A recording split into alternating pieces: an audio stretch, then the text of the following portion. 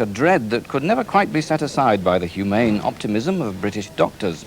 There is no evidence that the virus is spread in a casual setting, and there is absolutely no reason why we shouldn't accept people with HTLV-3 infection in our society as with any other infection.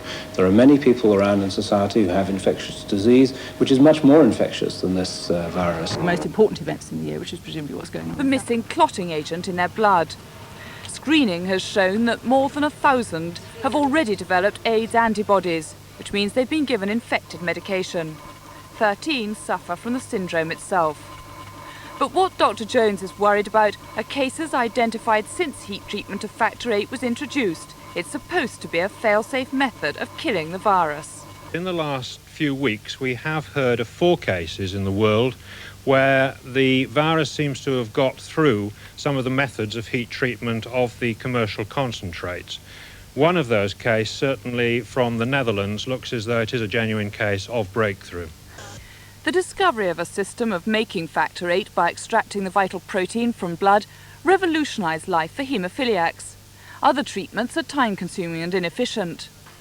All plasma is screened for evidence of the AIDS virus, but doctors say it's too big a risk to rely on that method alone, especially when it takes between 6,000 and 8,000 pints of plasma to produce one batch of factor VIII.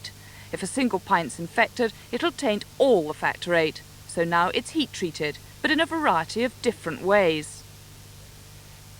It may be the temperature and the time which the factor VIII is heated is the critical factor, and there have been various recipes proposed for this, and indeed it is tending now to become longer. For instance, our national laboratory, who produced the factor VIII within the National Health Service, are heating it at 80 degrees for 3 days, and it may be that it requires this degree of heat to be absolutely safe. The problem is that Britain still makes less than half the factor VIII it needs. The central blood laboratories in North London won't be fully on stream for another year. Until then, it'll all have to be imported. And yet more haemophiliacs could join the others that Dr. Jones is so concerned about, the ones infected before the AIDS risk was appreciated. The slow abervan, which I referred to, this development, is the engulfment of an entire generation of people who have been infected with the AIDS-related virus as a result of the contamination of their medical treatment. And it seems to me that it is touching every aspect of their lives. For instance, they can no longer get life insurance and therefore mortgage endowment.